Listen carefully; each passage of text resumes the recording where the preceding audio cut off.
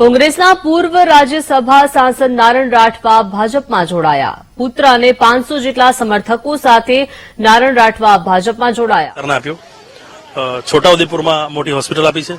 અમે નવી જીઆઈડીસીની પણ માંગ કરી છે. એટલે આવા વિકાસની ધારા જોઈને અમે ભારતીય જનતા પાર્ટીમાં જોડાઈ રહ્યા છીએ.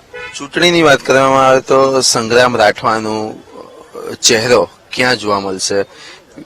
લોકસભાના ઇલેક્શનમાં જોવા મળશે, સંગઠનમાં જોવા મળશે કે કઈ જવાબદારીમાં જોવા મળશે?